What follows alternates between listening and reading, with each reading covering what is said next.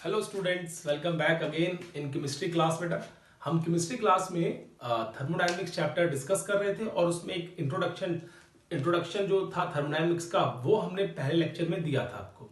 और उस इंट्रोडक्शन के अंदर हमने बहुत सारी चीजें तो नहीं कवर की थी, लेकिन बेसिक चीजें कुछ कवर की थी बेटा। जैसे हमने सिस्टम और सराउंडिंग के बारे में पढ़ा था, यूनिवर्स के बारे में पढ़ा था क्या होता है, और वहां पे हम सिस्टम की टाइप्स पढ़ी थी। तो वहां पे अगर आपको याद हो तो हमने सिस्टम की 3 टाइप्स पढ़ी थी, that was open system, close system and isolated system. बेटा क्लियर है? तो ये 3 सिस्टम पढ़े थे। आज मैं इन सिस्टम के कुछ ऐसे एग्जांपल दूंगा जो आपको शायद बुक्स के अंदर देखने को नहीं मिलेंगे, लेकिन अगर आप सोचोगे तो डेफिनेटली आपको पता चल जाएगा कि वो जो एग्जांपल है वो किस तरीके के सिस्टम को शो कर रहा है। बेटा जैसे आज मैं एग्जांपल से शुरू करता हूं, examples of open system, close system and isolated system. आप भी कोशिश करना, आप कोई और एग्जांपल्स ढूंढो जिसको आप दे सको और सोच सको कि ये कौन सा सिस्टम होगा, बट लॉजिक लगाना बेटा उस चीज के पीछे, ताकि आपका जो एग्जांपल हो वो गलत ना हो और केसेस भी उसमें गलत ना है। बेटा चलो फिर डिस्कस करते हैं एग्जांपल्स ऑफ सिस्टम के साथ। बेटा आज बात करते हैं examples of open, closed end isolated systems, इनकी बात करेंगे। देखो बेटा अब ध्यान से सुनना, आपको थोड़ा बहुत इंटरेस्टिंग फैक्टर भी इसमें समझ आएगा। अब हम बात करते हैं ओपन। उस दिन जब हमने बात की थी तो उस दिन सिर्फ बात हुई थी हमारे पास ओपन कप ऑफ टी या कॉफी की। बेटा हमने कहा था कि अगर कप के ऊपर कोई सॉसर नहीं है, कोई प्लेट नहीं है, that was a open system जिसमें एनर्जी और मास दोनों ट्रांसफर होते हो। और क्लोज सिस्टम के अंदर हमने क्या कहा था कि अगर आपने उसके ऊपर कोई प्लेट से उसको कवर कर दिया है या आपने सॉसर से कवर कर दिया है किसको, कप को बेटा, हॉट कप ऑफ कॉफी को, तो उसमें क्या होगा, सिर्फ एनर्जी ट्रांसफर होगी। और तीसरा हमने कहा था कि अगर आप चाय को या कॉफी को थर्मस के अंदर रख के ला रहे हो तो वहां पे ना ही हीट ट्रांसफर होगी, ना ही क्या होगा बेटा, मास ट्रांसफर होगा। लेकिन तीनों सिस्टम के बारे में एक बात बहुत अच्छी तरीके से याद रखना बेटा, कभी भी आपको चेक करना हो कि इन तीनों में से कौन सा सिस्टम हमारे पास है, तो वो एक पर्टिकुलर इंस्टेंट पे चेक किया जाता है। ऐसा मत बोलना आप कि जो आपको चेक करना हो कि ओपन सिस्टम है, क्लोज सिस्टम है या आइसोलेटेड सिस्टम है। टू चेक दिस बेटा, अगर इसको चेक करना हो तो हम क्या करते हैं, हमें चेक करना होता है एक पर्टिकुलर इंस्टेंट के ऊपर, एट अ इंस्टेंट। ठीक है, हो सकता है कि ये इंस्टेंट जो आपके पास पर्टिकुलर इंस्टेंट मतलब 1-2 मिनट, 10 मिनट, 5 मिनट, इस केस के अंदर बेटा, ये नहीं कि आप थर्मस में जो चाय रखोगे आप उस चाय के अंदर क्या होगा, आप कह रहे हो कि ये आइसोलेटेड सिस्टम है और ये चाय कभी भी ठंडी नहीं होगी, तो ऐसा पॉसिबल नहीं है, क्योंकि कोई भी चीज क्या है बेटा केमिस्ट्री के अंदर या वैसे भी आइडियल नहीं होती है। इसलिए आपको याद कर रखना है कि जब भी आप चेक करोगे कि ओपन सिस्टम है, क्लोज सिस्टम है, आइसोलेटेड सिस्टम है, to check this system at a particular instant, एक इंस्टेंट के ऊपर आपको उस सिस्टम को चेक करना है बेटा। क्लियर है? चलो अब हम एग्जांपल्स के साथ डील करते हैं इनके कि एग्जांपल क्या है। सबसे पहली बात करें बेटा एग्जांपल की, यहाँ पे अगर आपसे कोई पूछता है यहाँ पे कि जो ह्यूमन बॉडी है बेटा, क्या है आपके पास, ह्यूमन बॉडी, ये कौन सा सिस्टम है, is it a open system और अ क्लोज सिस्टम। अगर मैं ह्यूमन बॉडी की बात करूंगा यहाँ पे, तो ह्यूमन बॉडी मेरे लिए क्या आएगी, एक ओपन सिस्टम आएगी या क्लोज सिस्टम आएगी, ये आपको चेक करना है। तो इस केस में अगर आप ध्यान से देखो तो ह्यूमन बॉडी जो है बेटा एक ओपन सिस्टम का एग्जाम्पल है, sir example of open system. अगर आप कहोगे कि ओपन सिस्टम का एग्जाम्पल कैसे है बेटा, तो देखो जब आप घर में रहते हो सारा दिन, ठीक है, खाना खाते रहते हो, ठूसते रहते हो, खाना खा खा क्या होता है, मोटे हो जाते हो बेटा, ठीक है। और उसके बाद क्या होता है कि आप कुछ वेट गेन कर लेते हो, डन। अब क्या करते हो, जैसे ही आपको पता चला कि मैंने कुछ वेट गेन कर लिया, तो मास एक्सचेंज हो गया बॉडी का, कहां पहले 73 था, अब कहां बेटा 85 हो गया, समथिंग लाइक दिस। अगर कोई आता है, आपको एग्जांपल दे रहा हूं मैं आपको उस चीज का, वो केस है। अब देखो कि अगर हम इसकी बात कर रहे हैं कि वेट गेन हो गया है, मास गेन हो गया है, तो इसका मतलब मास वहां पे एक्सचेंज हुआ है सराउंडिंग के साथ, ठीक है, मतलब बढ़ गया है मास। अब आपने क्या कर दिया, आपने डाइटिंग करना शुरू कर दिया, जॉगिंग करना शुरू कर दिया, तो वो मास क्या होगा बेटा, कम होना शुरू हो जाएगा।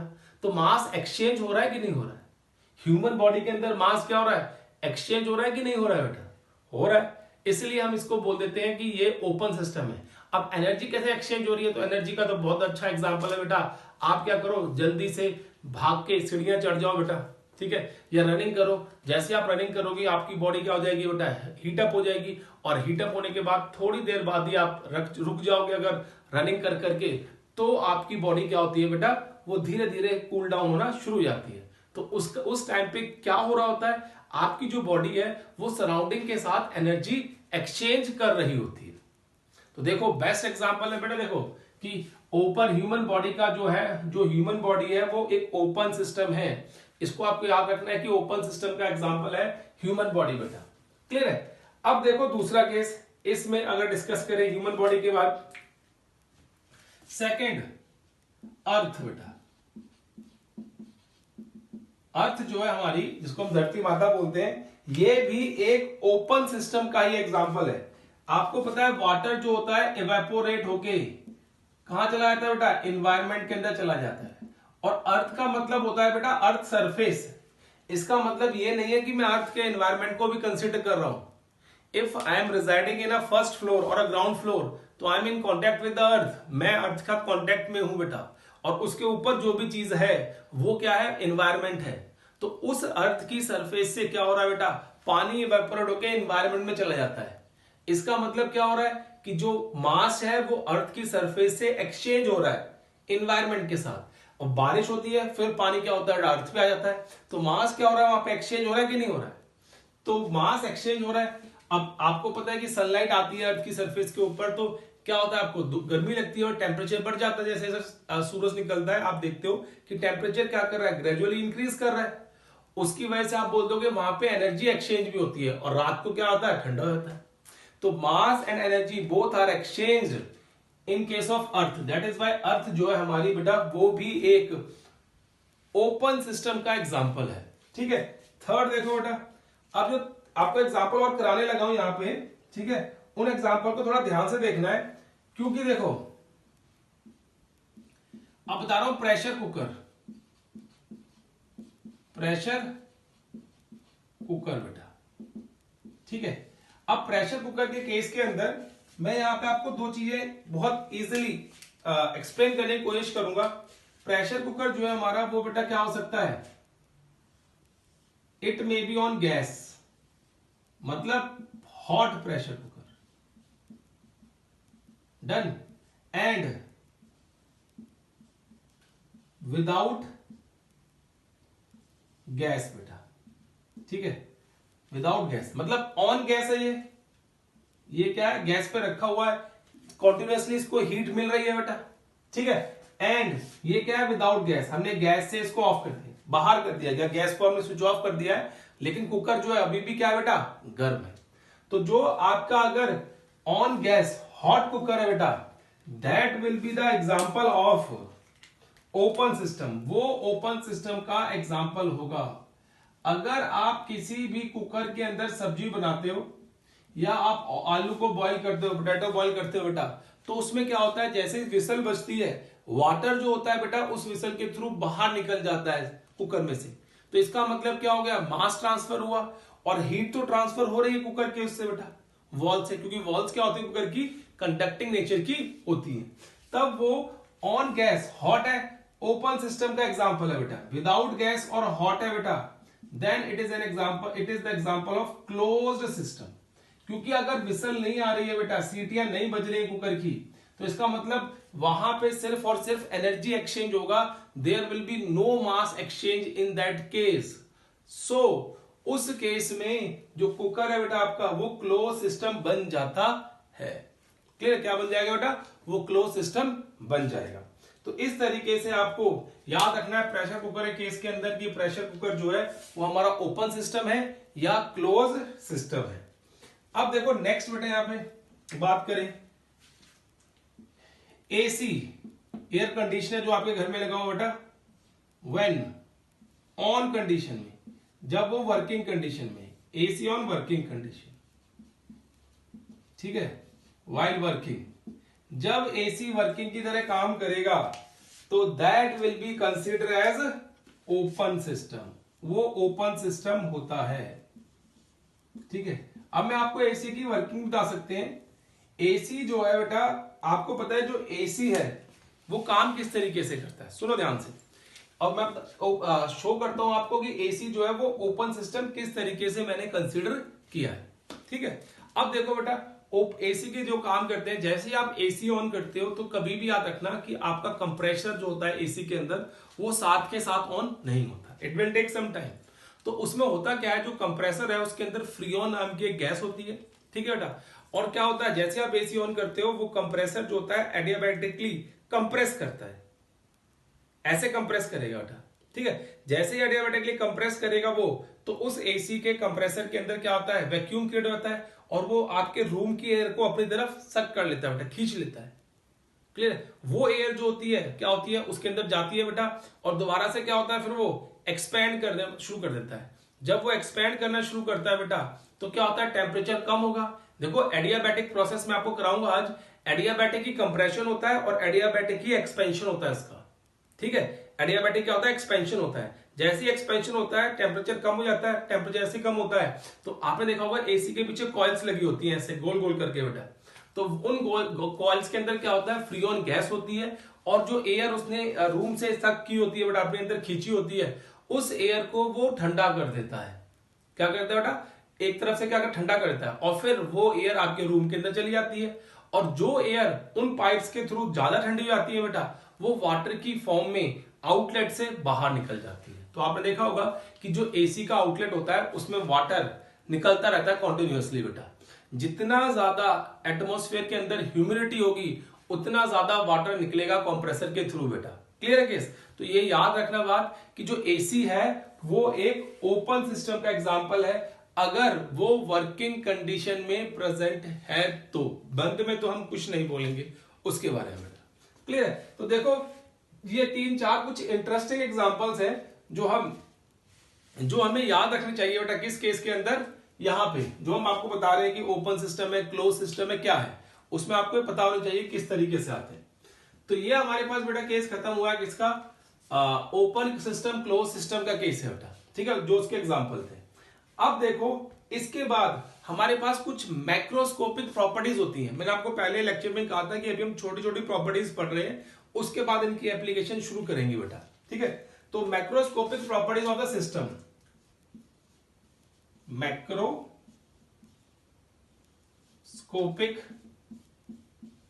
Properties in thermodynamics, thermodynamics.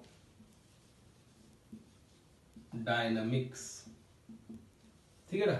तो there are 2 types of macroscopic properties in thermodynamics. एक जो है बेटा यहां पे, the first one is known as extensive property. क्या बोलते हैं उसको हम, एक्सटेंसिव प्रॉपर्टी या एक्सटेंसिव प्रॉपर्टीज होती है। क्लियर है? अब एक्सटेंसिव प्रॉपर्टी क्या होती है, it is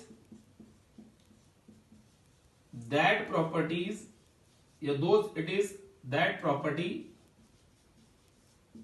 which depends on amount of substance, amount of substance। जो प्रॉपर्टी अमाउंट ऑफ सब्सटेंस के ऊपर डिपेंड करे, that property is known as extensive property बेटा।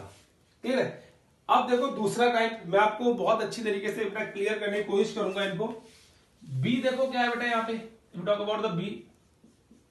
दूसरी है इंटेंसिव प्रॉपर्टी, इंटेंसिव प्रॉपर्टी। बेटा देखो प्रॉपर्टीज होंगी, एक ही बात नहीं कर रहा मैं, इंटेंसिव प्रॉपर्टीज होती हैं, मैं तो सिंगुलर में लिख रहा हूं इसको। It is that property of the system which does not depend on amount of substance, amount of substance। जो प्रॉपर्टी अमाउंट ऑफ सब्सटेंस के ऊपर डिपेंड नहीं करती बेटा, उसको हम इंटेंसिव प्रॉपर्टी कह देते हैं। तो there are 2 macroscopic properties in thermodynamics बेटा। The first one is extensive property and the second one is intensive property. अब देखो इन प्रॉपर्टीज को चेक करने का एक बहुत ही सिंपल वे है, और हर एक बुक के अंदर बेटा मेंशन किया होता है। तो वो वे क्या है, आप कोई सिस्टम कंसिडर कर लो। आपको एग्जांपल दूंगा इनके। ये सिस्टम ले लिया बेटा आपने, ठीक है। अब इस सिस्टम के अंदर आप किसी भी गैस को फिल कर दो बेटा। Suppose you have a gas in this system बेटा, ठीक है। हमने क्या कर लिया, यहाँ पे गैस को कंसिडर कर लिया, डन। अब इस सिस्टम के अंदर गैस है, उसका कुछ प्रेशर होगा, उसका कुछ वॉल्यूम होगा, उसका कुछ टेम्परेचर होगा, उसका कुछ मास होगा, उसकी कुछ एंट्रोपी होगी, उसकी कुछ एंथैल्पी होगी। बहुत सारे केसेस आएंगे बेटा, ठीक है, आएंगे बहुत सारे केसेस यहां पे आ जाएंगे। तो हम क्या कहते हैं, जो प्रॉपर्टी, सुनना ध्यान से बेटा मैं क्या कहने वाला हूं यहां पे। अगर मैं इस सिस्टम को हाफ कट कर देता हूं, पार्टीशन कर देता हूं सिस्टम का, ठीक है, और पार्टीशन करने के साथ साथ जो वैल्यू है बेटा, जो आपका प्रॉपर्टी है, जो प्रॉपर्टी की वैल्यू है, अगर वो भी हाफ हो जाती है, then that property is known as extensive property, क्योंकि वो अमाउंट के ऊपर डिपेंड कर रही है। अगर अमाउंट आधा हो जाता है उसका तो क्या होगा, एक्सटेंसिव। अगर वैल्यू चेंज नहीं हो रही है तो वो इंटेंसिव प्रॉपर्टीज है, इंटेंसिव प्रॉपर्टीज है बेटा, क्लियर है। देखो दोबारा सुनो इसको, कि एक सिस्टम लिया और सिस्टम के अंदर मैंने कोई गैस को एनक्लोज कर दिया बेटा। अब एनक्लोज करने के बाद मैंने क्या किया, वहां पे यहां पे इस सिस्टम को आधा काट दिया, आधा अलग कर दिया, आधा अलग कर दिया। अगर अलग करने के बाद जो प्रॉपर्टी आधी हो रही है बेटा, क्लियर है, वो एक्सटेंसिव प्रॉपर्टी है, और जो प्रॉपर्टी आधी नहीं हो रही है वो इंटेंसिव प्रॉपर्टी है। आप कहोगे इसका मतलब क्या है कि जो आधी हो रही है और आधी नहीं हो रही है बेटा, जो हाफ हो रही है और दूसरी वाली हाफ नहीं हो रही है, व्हाट डज इट मीन। तो जब हम बात करते हैं इसकी बेटा कि हाफ हो रही है और हाफ नहीं हो रही है, तो इसका एक सिंपल सा मतलब होता है। उसका मतलब क्या है, देखो मैं एग्जांपल ले रहा हूं। अगर इस सिस्टम के अंदर mass of gas in system बेटा कितना था, आपके पास m था, क्लियर। पूरा सिस्टम के अंदर मास ऑफ गैस कितना था, m। In the same manner volume of system कितना है बेटा, that is v, clear. And मैं temperature of system, that is T। Pressure, ये जो नॉर्मल प्रॉपर्टीज है of system, that is P बेटा, क्लियर है केस। तो ये हमने मान ली कुछ प्रॉपर्टीज, इसके अलावा बहुत सारी प्रॉपर्टीज है जो हम शो कर सकते हैं, बस कुछ को मैं यहां पे कंसिडर करके चल रहा हूं अभी। अब देखो मैंने क्या किया, m मास था बेटा इस पूरे के पूरे सिस्टम के अंदर, जब ये इस तरीके से था, जब क्या था, इसको हमने पार्टीशन नहीं किया था, तो we have m mass of the gas molecule present in the system, ये आ गया m बेटा, क्लियर है। अब मैंने क्या किया, इस सिस्टम को हाफ कर दिया, याद कर दिया बेटा। तो यहां पे m की वैल्यू क्या हो जाएगी, मास of the gas, that will B m/2। हो जाएगा नहीं हो जाएगा, पूरा मास अगर 100 ग्राम है तो कुछ तो गैस के मॉलिक्यूल इधर होंगे बेटा। तो हम क्या करेंगे, अगर सिस्टम को हाफ किया तो मास को भी हाफ करेंगे, तो मास की वैल्यू क्या हो जाएगी बेटा, m/2।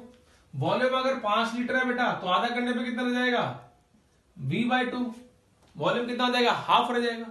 तो इसका मतलब जो मास एंड वॉल्यूम है बेटा, ये दोनों की दोनों एक्सटेंसिव प्रॉपर्टी हैं, एक्सटेंसिव प्रॉपर्टी हैं, क्योंकि अगर हम इन सिस्टम को हाफ कर रहे हैं तो इनकी वैल्यू भी क्या हो रही है बेटा, हाफ हो रही है। तो मैं आपको बता ही रहा हूं कि अगर सिस्टम को हाफ करने पे वैल्यू भी हाफ हो जाती है तो such type of properties are known as extensive property, उनको हम एक्सटेंसिव प्रॉपर्टी कह देते हैं, ठीक है, जो यहाँ पे शो हो रही है, हमें दिख भी रही है बेटा। अब देखो आगे बात करें बेटा हम यहाँ पे टेम्परेचर और प्रेशर की। तो यहाँ पे आप सोचो कि पूरे सिस्टम का जो गैस था उसका टेम्परेचर हमारे पास T था बेटा, क्लियर है। अगर मैंने सिस्टम को हाफ कर दिया तो क्या टेम्परेचर में कोई फर्क पड़ेगा, नहीं बेटा। टेम्परेचर तो देखो आधा करोगे सिस्टम तब भी टेम्परेचर T रहेगा, इधर भी T है इधर भी T है बेटा, पूरे सिस्टम का टेम्परेचर भी क्या है, T है। और प्रेशर को अगर इसको हाफ करोगे तो प्रेशर पे भी क्या पड़ेगा, कोई फर्क नहीं पड़ेगा, दैट विल रिमेन्स P बेटा। क्योंकि प्रेशर क्या होता है, force per unit area. Area भी तो कम हुआ है। अगर आप सोचते हो कि प्रेशर कम हुआ है तो एरिया भी कम हुआ है बेटा, तो उसके अकॉर्डिंगली क्या होगा, आपका जो प्रेशर है that will remain constant after reducing the volume of the system to half बेटा। क्लियर है? तो ये दोनों जो प्रॉपर्टी आ गई है आपके पास दैट आर इंटेंसिव प्रॉपर्टी, इनको हम क्या बोल देते हैं, इंटेंसिव प्रॉपर्टीज कह देते हैं बेटा। I hope now this is clear to you बेटा, टू ऑल ऑफ यू, कि किस तरीके से आप बहुत सिंपल एक डायग्राम बना के ये चेक कर सकते हो कि whether the properties are extensive property है कि इंटेंसिव प्रॉपर्टी है, किस तरीके की प्रॉपर्टीज वहां पे शो की जाती है वो आप बता सकते हो उस केस के अंदर बेटा, जैसे मैंने आपको शो किया है यहाँ पे। ठीक है बेटा, क्लियर है? तो आप इस तरीके से शो कर दो and you will get the answer बेटा, आपको वहां पे क्या मिल जाएगा, आंसर मिल जाएगा कि ये एक्सटेंसिव है और इंटेंसिव है। लेकिन देयर आर सर्टेन रूल्स, कुछ रूल्स भी है बेटा। तो पहले मैं एग्जांपल्स की बात करता हूं, then I will let you know the rules. ठीक है बेटा, क्या रूल्स है? अब देखो, अगर मैं एक्सटेंसिव प्रॉपर्टी के एग्जांपल्स की बात करूं पहले, if I am talking about the examples of extensive properties, extensive properties examples, ठीक है ना? If you talk about the extensive properties example, तो देखो यहां पे क्या आएगा, दो तो हमने ऊपर लिखी दिए। First one is mass, second is volume, ठीक है ना? थर्ड इज इंटरनल एनर्जी, ये हम आगे पढ़ेंगे, इसको यू बोलोगे आप। फोर्थ इज एंथैल्पी, जिसको आप एच बोलोगे। फिफ्थ इज एंट्रोपी, जिसको आप एस बोलोगे। सिक्स्थ इज गिब्स एनर्जी, ठीक है ना, जिसको आप क्या बोलते हो, जी, कैपिटल जी, एक्सेट्रा। बहुत सारे ऐसे केस आएंगे जहां पे अमाउंट के ऊपर जो होगा वो प्रॉपर्टी डिपेंड करेगी। तो जो भी प्रॉपर्टी अमाउंट के ऊपर डिपेंड करे that property is known as extensive properties. तो ये इस तरीके से बेटा मैंने उसके एग्जांपल लिख दिए। क्लियर है? अब देखो मैं बात करता हूं इंटेंसिव प्रॉपर्टी के एग्जांपल की। पहले मैं इसको रब करता हूं थोड़ा सा।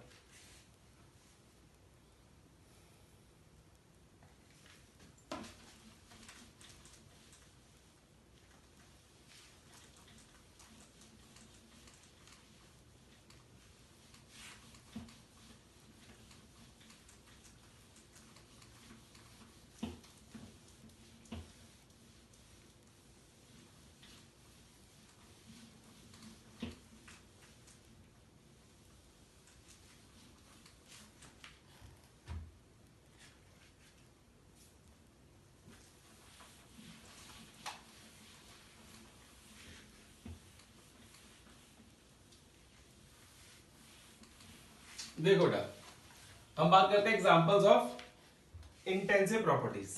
ठीक है, तो इंटेंसिव प्रॉपर्टीज के एग्जांपल की बात करें हम लोग, intensive properties examples. Intensive properties के एग्जांपल्स क्या होंगे बेटा, अब उसकी बात करेंगे पहले। क्लियर है? अब देखो बेटा, इंटेंसिव प्रॉपर्टी के एग्जांपल्स की बात करें हम लोग, तो हम उसमें क्या कहते हैं, सुनो ध्यान से। यहां पे एग्जांपल्स देने आएंगे बेटा हम तो टेम्परेचर, प्रेशर, ये तो एग्जांपल है ही बेटा। डेंसिटी, स्पेसिफिक हीट, देखो स्पेसिफिक हीट इसका एग्जांपल है, and heat capacity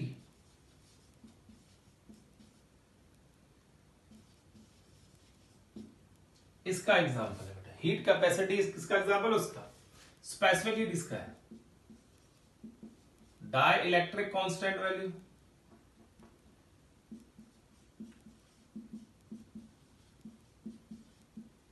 dielectric force ले लो बेटा। डाइलेक्ट्रिक फोर्स, सरफेस टेंशन,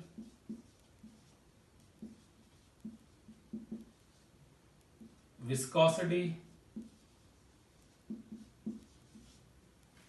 ठीक है बेटा, मोलर मास,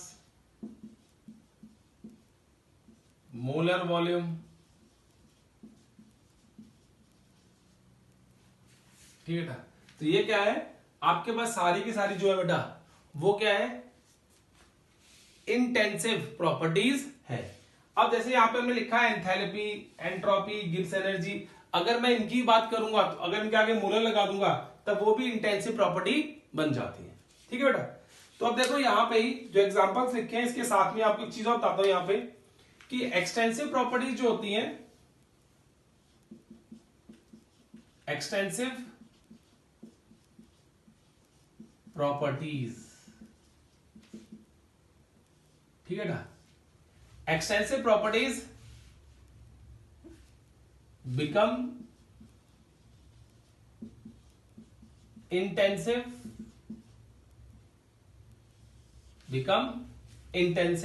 कब बेटा, देखो पहला केस एक्सटेंसिव प्रॉपर्टी जो है वो इंटेंसिव बन सकती है। पहला केस क्या बेटा वहां पे, if any extensive property is given in the form of per unit mass, volume, per unit mass, volume. अगर पर यूनिट मास दे रखा है, पर यूनिट वॉल्यूम दे रखा है, तो जो भी एक्सटेंसिव प्रॉपर्टी होगी that property will become intensive property. Clear है केस। सेकेंड देखो बी, इफ की जगह लिखो ना the ratio of extensive properties become intensive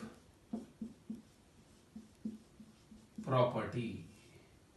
अगर आप किसी भी दो एक्सटेंसिव प्रॉपर्टीज की रेशियो लोगे बेटा, then that property will become intensive property, ठीक है। जैसे मैंने यहां पे लिखा, देखो पर यूनिट मास, अगर कोई भी चीज लोगे आप, that will become per unit volume, तो वो क्या बन जाएगी बेटा,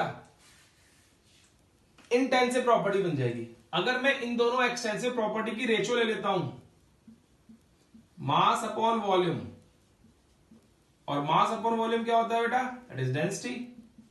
तो डेंसिटी मेरे पास क्या है, दैट इज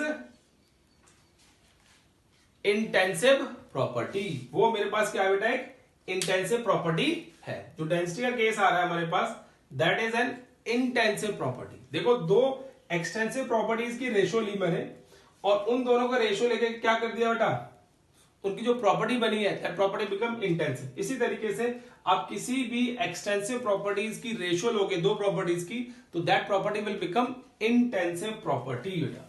क्लियर है। सी देखो इसमें case third, if any extensive property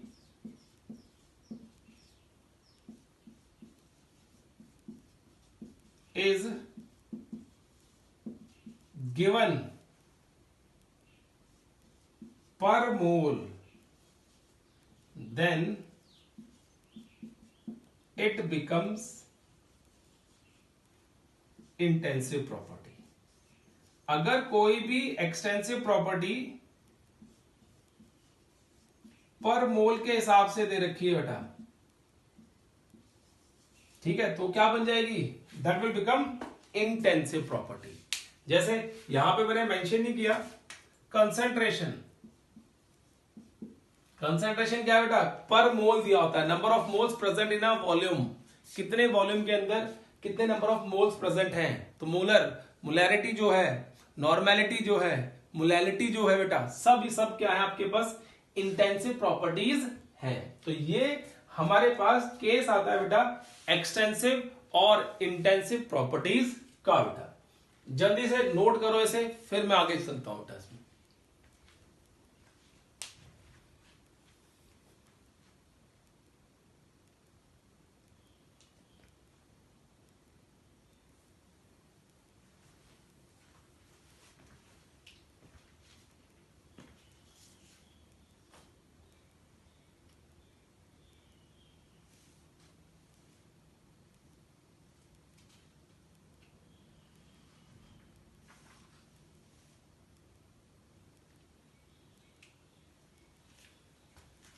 देखो बेटा,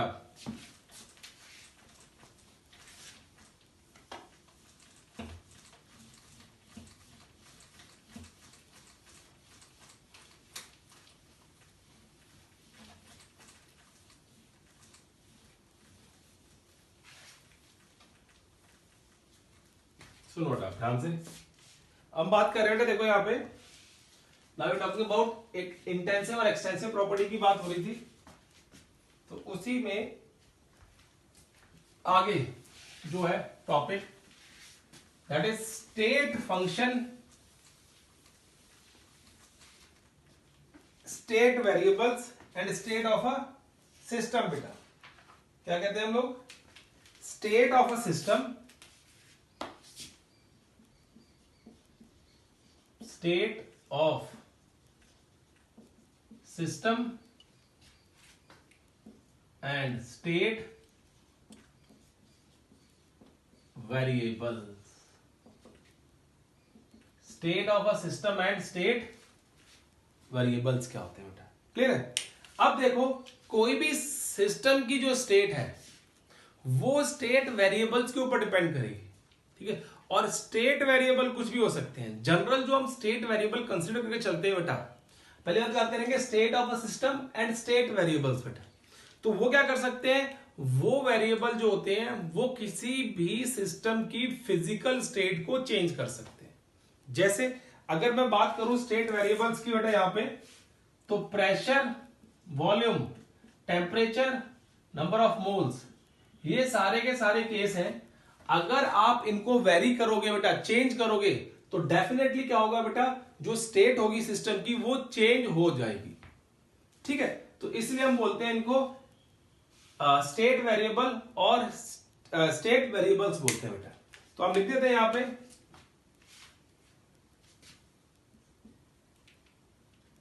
स्टेट वेरिएबल्स एक्सेट्रा, यहां पे लिख लो स्टेट वेरिएबल्स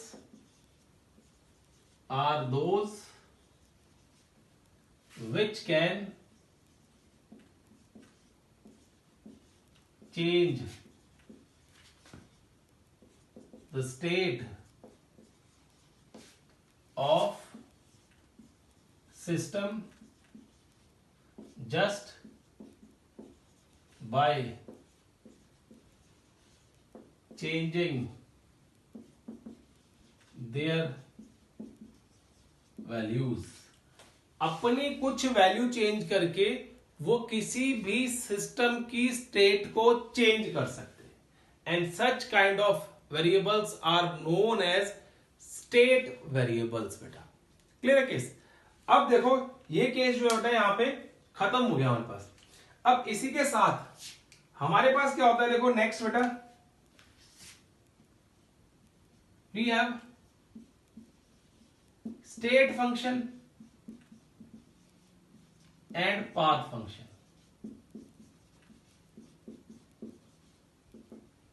कुछ वेरिएबल्स ऐसे होते हैं जो स्टेट के ऊपर डिपेंड करते हैं, और कुछ वेरिएबल्स ऐसे होते हैं बेटा जो पाथ के ऊपर डिपेंड करते हैं, ठीक है। तो स्टेट फंक्शन की बात करते हैं पहले हम लोग। फर्स्ट क्या है हमारे पास? State function.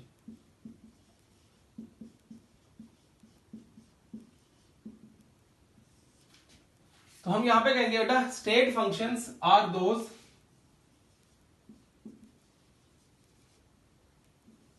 which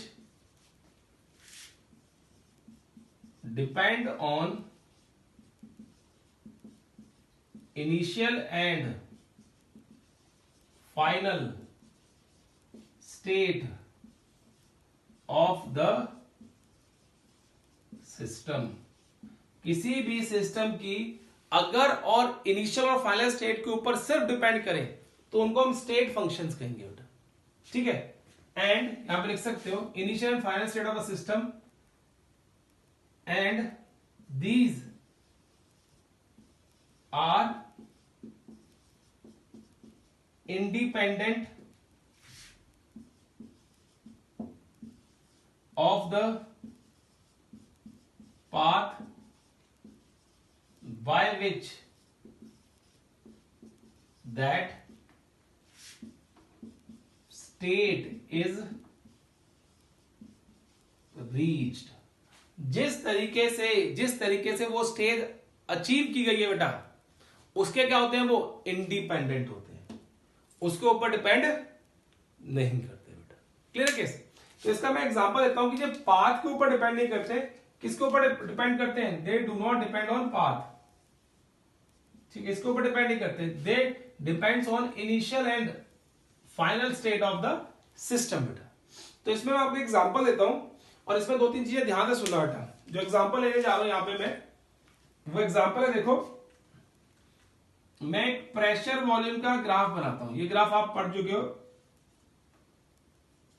इससे पहले वाले चैप्टर में, पीवी ग्राफ, ठीक है।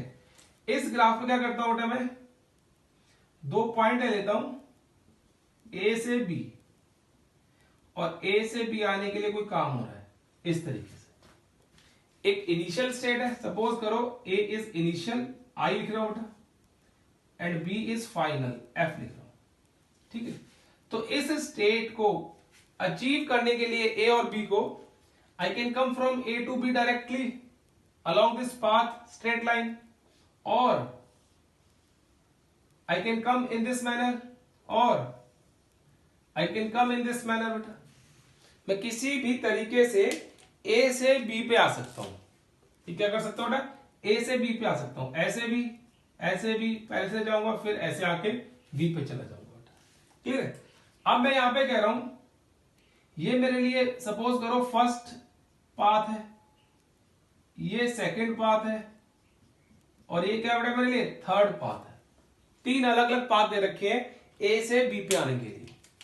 अब मैं इसमें क्या कर रहा हूं, देखो now at point A, P1 is the pressure and V1 is the volume. At point B, P2 is pressure and V2 is volume बेटा। क्लियर है केस। अब यहां पे मुझे देखना है कि चेंज इन प्रेशर कितना है, कितना प्रेशर चेंज हुआ है ए से बी में आते हुए। तो मैं क्या करूंगा, देखो यहां पे I will write like this, delta P for first experiment, ये वाली लाइन जो है उसके लिए बेटा, that will B P1 minus P2। P1 is greater than P2 है बेटा यहां पे, इसलिए इसकी वैल्यू पॉजिटिव आनी चाहिए, तो P1 माइनस P2 हो गया। अगर सेकेंड पाथ से चेक करता हूं बेटा मैं, तो वहां पे भी क्या आएगा, P1 माइनस P2 बेटा, ये आ गया। और अगर थर्ड पाथ से चेक कर रहा हूं, delta P, that is also P1 minus P2। तो देखो अगर मैं चेंज इन प्रेशर चेक कर रहा हूं इस केस में, तो that depends on the value of the pressure at initial and final condition. अब जो इनिशियल कंडीशन में प्रेशर ज्यादा है और फाइनल कंडीशन में प्रेशर कम है बेटा, तो इसका मतलब क्या हुआ कि मैंने इनिशियल माइनस फाइनल कर दिया और चेंज इन प्रेशर आ गया कितना है। हमने यहां पे देखो इन तीनों के केस में वैल्यू जो है सेम आ रही है, P1 minus P2, P1 minus P2, P1 minus P2। इसका मतलब क्या है कि जितना भी हम पाथ चेंज कर लें, पाथ के इंडिपेंडेंट रह रहा है क्या बेटा, चेंज इन प्रेशर की वैल्यू। समझ आ रही बात, पाथ के इंडिपेंडेंट रह रही है किसकी बेटा, चेंज इन प्रेशर की वैल्यू, ठीक है। तो इसका मतलब हमारे पास क्या है यहां पे कि ये जो प्रेशर है that is a state function. अब प्रेशर स्टेट फंक्शन है या change in pressure state function है, ये भी एक मुद्दा होता है बेटा, कई बार कॉम्पिटिशन्स में आता है जब क्वेश्चन, तो बच्चे कई बार कंफ्यूज आते हैं कि प्रेशर स्टेट फंक्शन है और the change in pressure is a state function. तो वो भी आपको बताता हूं, पहले आप इसको नोट करो, मैं इसको रब करता हूं इधर।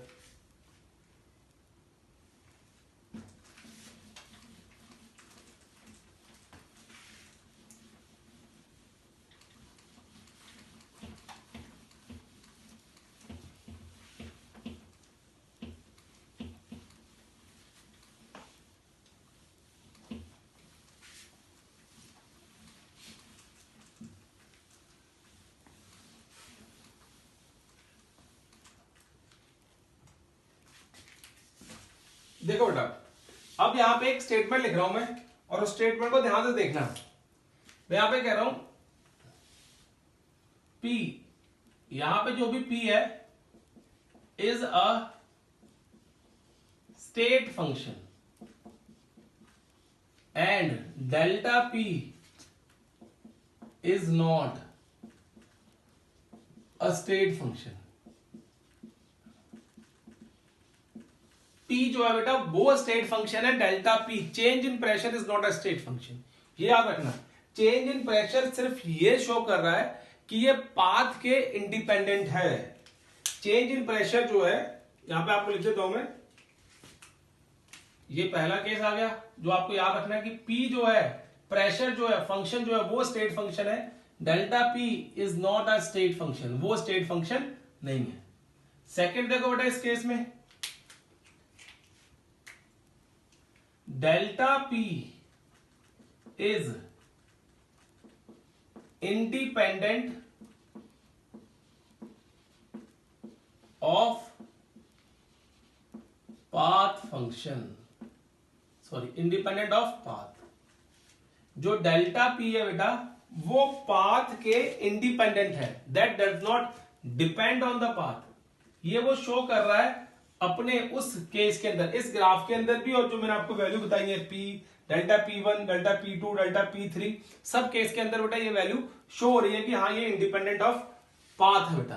तो डेल्टा P जो है वो इंडिपेंडेंट ऑफ पाथ है, लेकिन वो एक स्टेट फंक्शन नहीं है। स्टेट फंक्शन क्या होगा, प्रॉपर्टी होगी बेटा, ठीक है। तो अब एग्जांपल है स्टेट फंक्शन के, तो देखो एग्जांपल्स कंसीडर करें हम इसके। तो एग्जांपल्स में हमारे पास आएगा यहां पे pressure, volume, temperature, enthalpy, internal energy, entropy, Gibbs energy, etcetera. ठीक है बेटा, मैं इनके लिख देता हूं, वैसे तो मैंने लिखा हुआ है पहले भी। Pressure, volume Vp, temperature T, enthalpy H, internal energy U, entropy S and Gibbs energy G, etcetera बेटा। क्या ये सारे के सारे स्टेट फंक्शन है जो कि इनिशियल और फाइनल कंडीशन के ऊपर डिपेंड करेंगे, ना कि बेटा किसके ऊपर, पाथ के ऊपर। ठीक है, अब देखो दूसरा क्या होता है, सेकंड इज पाथ फंक्शन बेटा। अगर यहां पे सेकंड की बात करें तो that will B path function बेटा। तो पाथ फंक्शन क्या होता है बेटा, are those which depend on path of the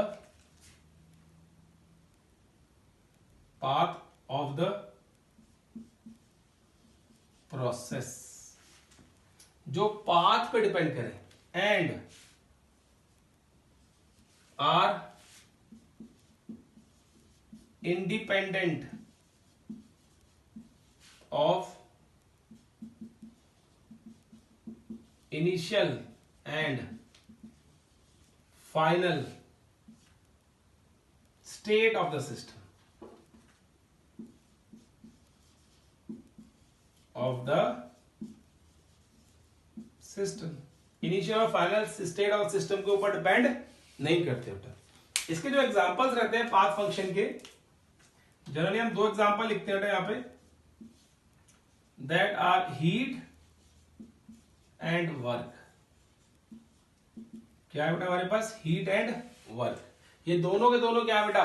path function है। ठीक है, चलो एक सारे के जो फंक्शन दे रखे हैं, स्टेट फंक्शन है, पाथ फंक्शन है, ये बुक्स में शो किया होता है। ठीक है, अब मैं आपको एक ऐसा एग्जांपल देता हूं जिससे आप इसको रिलेट कर सकते हो। ठीक है, वो अब मेरा अपना एग्जांपल है बेटा। देखो, अगर एक क्लास के अंदर बच्चे पढ़ते हैं, ठीक है, आप जैसे पढ़ रहे हो क्लास के अंदर, और आप ऑनलाइन टेस्ट देते हो। ऑनलाइन टेस्ट जब आपने दिया तो जो आपके पेरेंट्स हैं, they act as a state function. वो स्टेट फंक्शन है बेटा। क्यों स्टेट फंक्शन है? वो देखते हैं कि आप ट्यूशन पढ़ रहे हो, एंड नाउ एग्जाम, जब स्कूल में एग्जाम हो रहे हैं, आपके टेस्ट हो रहे हैं और उसमें आप अच्छे नंबर लेके आ रहे हो, ठीक है, तो वो इनिशियली देख रहे हैं, ट्यूशन जा रहे हो आप, फाइनल देख रहे हैं कि अच्छे नंबर आ रहे हैं, तो वो इनिशियल और फाइनल कंडीशन के ऊपर डिपेंड कर रहे हैं। That is why your parents are state function. ठीक है, अब क्लास में कोई बच्चा बहुत होशियार है, और क्लास में कोई बच्चा बेटा क्या होता है, बहुत कम पढ़ पाता है, बहुत होशियार नहीं है, बहुत कम समझ पाता है चीजों को। तो जो चीजों को बहुत कम समझ पाता है, वो क्या करता है, सपोज करो वो चीटिंग करने की कोशिश कर रहा है, और उसने ट्यूशन तो वो गया, ठीक है, और क्लास में टेस्ट भी दिया। टेस्ट देने के बाद उसके नंबर काफी अच्छे आ गए बेटा। ठीक है, जो टीचर होता है वो फिर उसको शक की निगाह से देखता है। वो ये कहता है कि इसने नंबर तो ले लिए इतने सारे, लेकिन इन नंबर को लेने के लिए इसने कौन सा पाथ फॉलो किया है? क्या कहीं इसने चीटिंग तो नहीं की है? क्या कहीं इसने अपने आगे वाले बच्चे से तो नहीं पूछा? क्या कहीं इसने पीछे वाले बच्चे से चीटिंग तो नहीं की? क्या कहीं इसने चिट्स का यूज तो नहीं किया? वो टीचर ये सोचता है कि उसने कौन सा पाथ फॉलो किया है, वो डिपेंड नहीं करता है कि इनिशियल और फाइनल कंडीशन क्या थी बेटा। फिर वो बच्चे से भी पूछता है कि बताओ कि तुमने इतने नंबर लाने के लिए किस पाथ को फॉलो किया है। तो टीचर यहाँ पे क्या हो गया, पाथ फंक्शन हो गया, और पेरेंट्स क्या हो गए, स्टेट फंक्शन, जो कि इनिशियल और फाइनल स्टेज को देखते हैं बेटा। और टीचर क्या देख रहा है, by which means you have achieved that stage. किस तरीके से, किस संसाधन से आपने उस स्टेज को अचीव किया बेटा, that is regarded as path function. So all the teachers are regarded as path function and the parents are generally regarded as state function बेटा। वो इनिशियल और फाइनल स्टेट ही देखते हैं बेटा। क्लियर है केस? नोट करो डेस्क को जल्दी से, फिर हम आगे करते हैं।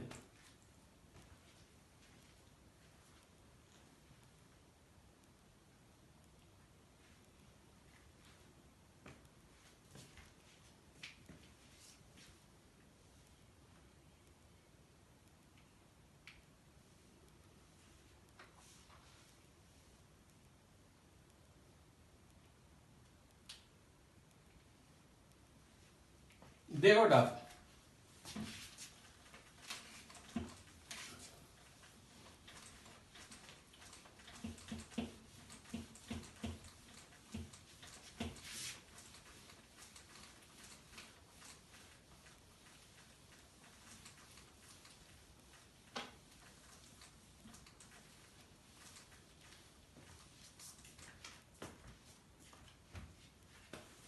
अब यहां पे बात करते हैं ना। देखो, अब यहां पे ना ये हीट और वर्क का कंसेप्ट मैं आपको क्लियर कर देता हूं। बेसिकली है क्या ये हीट एंड वर्क?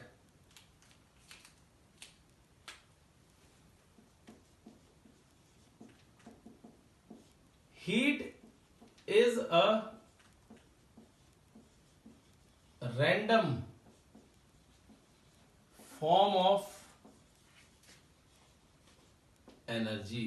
हीट जो है बेटा वो रैंडम फॉर्म ऑफ एनर्जी है। इसका मतलब क्या होता है, अगर आप कभी भी मैच स्टिक जलाते हो बेटा, ठीक है ना, क्या है, मैच स्टिक जलाते हो, और जब आप मैच स्टिक जलाओगे तो उसका मतलब ये नहीं होता कि वो हीट सिर्फ एक ही डायरेक्शन में देगी। वो किसी भी डायरेक्शन में हीट जा सकती है। 360 डिग्री 3D में हीट जाएगी बेटा। अगर आप लोहड़ी पे आग जलाते हो बेटा, जैसे आप लोहड़ी पे लोहड़ी बालते हो, तो उसमें क्या होता है, जो हीट होती है बेटा चारों डायरेक्शन में जा रही होती है ना। ऐसा तो नहीं कि पर्टिकुलर डायरेक्शन में जा रही है। तो इसलिए हीट जो होती है बेटा, that is a random form of energy. And work क्या है बेटा, वर्क इज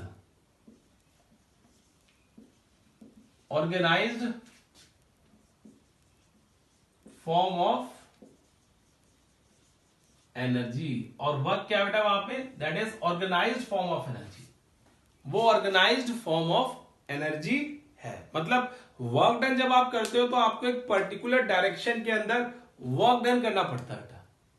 ठीक है, work is said to be done whenever some force is apply on the object and object cover some distance in a particular direction. क्योंकि work जो है बेटा वो स्केलर क्वांटिटी है, लेकिन फोर्स क्या है, वेक्टर क्वांटिटी है। और जो वेक्टर क्वांटिटी होती है वो मैग्नीट्यूड के साथ साथ डायरेक्शन पे भी डिपेंड करती है। तो इसलिए अगर आपसे कोई पूछे हीट और वर्क में अंतर क्या है, तो आप बोलोगे heat is a random form of energy and work is organised form of energy. वो एक पर्टिकुलर डायरेक्शन के अंदर किया जाता है बेटा। क्लियर है? ऐसा ही सोचना कि आपने कि ये सेम ही चीज है, लेकिन सेम तो है ही है, लेकिन आप इनको डिफाइन कर सकते हो इस तरीके से बेटा। क्लियर है केस? तो बेटा देखो, इसके आगे हमारे पास बहुत सारी थर्मोडायनामिक्स प्रोसेसेस हैं, उसको हम नेक्स्ट लेक्चर के अंदर डिस्कस करेंगे। Till then take care and bye bye बेटा।